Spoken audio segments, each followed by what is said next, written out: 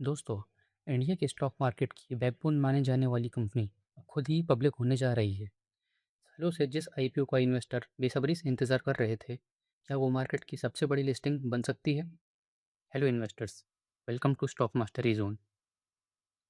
National stock exchange यानी कि NSE देश का सबसे बड़ा स्टॉक एक्सचेंज है, जो इक्विटी, डेरिवेटिव्स और करेंसी सेगमेंट में एक स्ट्रॉन्ग लीडरशिप रखता है।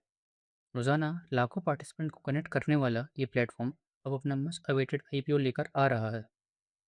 आज के इस वीडियो में हम एनएससी के बिजनेस मॉडल, फाइनेंशियल परफॉर्मेंस और सबसे इम्पोर्टेंट उन रिस्क को डिस्कस करेंगे जो आपको अप्लाई करने से पहले पता होना चाहिए। तो चलिए बिना किसी देरी के शुरू करते हैं। सबसे पहले बात करते हैं आईपीओ डिटेल्स की। एनएससी का ये इशू पूरी तरीके से एक ऑफर फॉर सेल है।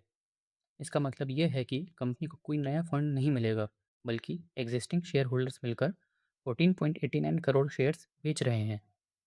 अभी तक डीआरएचपी के मुताबिक प्राइस बैंड्स, लॉट साइज और सब्सक्रिप्शन डेट अनाउंस नहीं की गई है। ये सारी डिटेल्स आरएचपी आने पर क्लियर होंगी।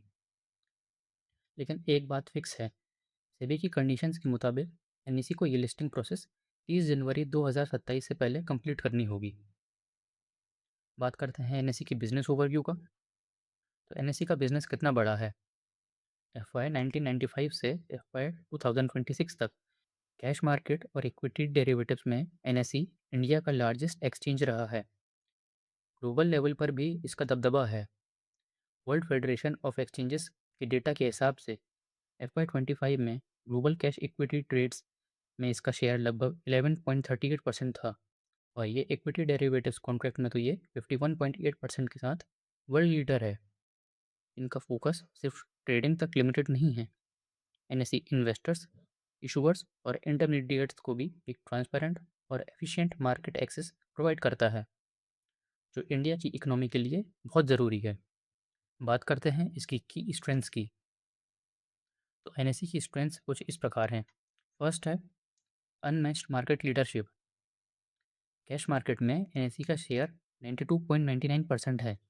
इक्विटी फीचर्स में ये 99.79% है, और करेंसी ऑप्शंस में तो पूरा 100% है।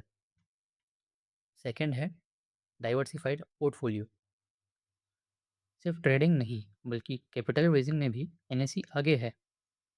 FY 26 में एनएससी के थ्रू $20.06 बिलियन कैपिटल रेज किया गया था, और 219 नई कंपनीज लिस्ट हुई थी। थर्ड है निफ्टी पावर। इंडिया के इंडेक्स फंड्स और ETFs का लगभग 76.86% AUM निफ्टी इंडाइसेस को ट्रैक करता है। फोर्थ है इंडियाज़ ग्रोथ स्टोरी। इंडिया दुनिया का चौथा सबसे बड़ा इक्विटी मार्केट बन चुका है, और जैसे जैसे लोग इन्वेस्ट करेंगे, एनईसी को उसका डायरेक्ट फ़ायदा मिलेगा। अब बात करते हैं हम एनईसी के रिस्क और चैलेंजेस की।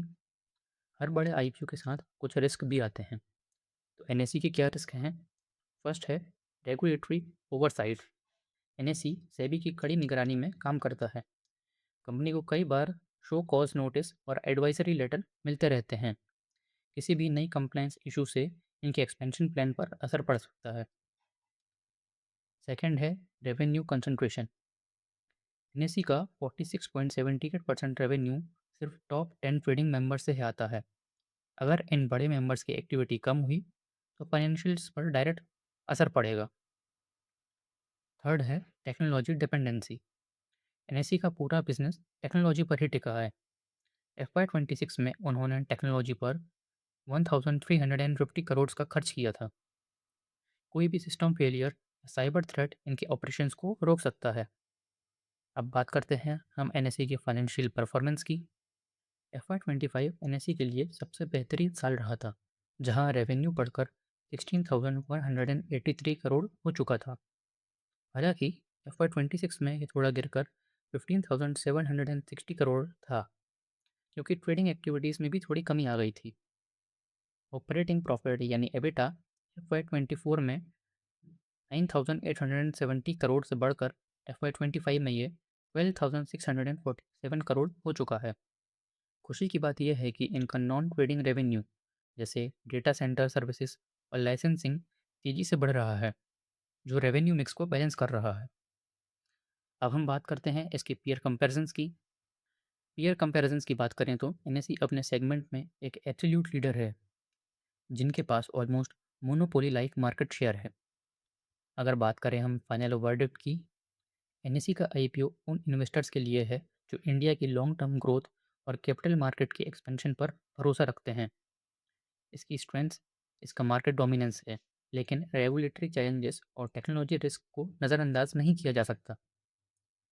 क्या आप इस मेगा आईपीओ में अप्लाई करेंगे? हमें कमेंट्स में ज़रूर बताएं।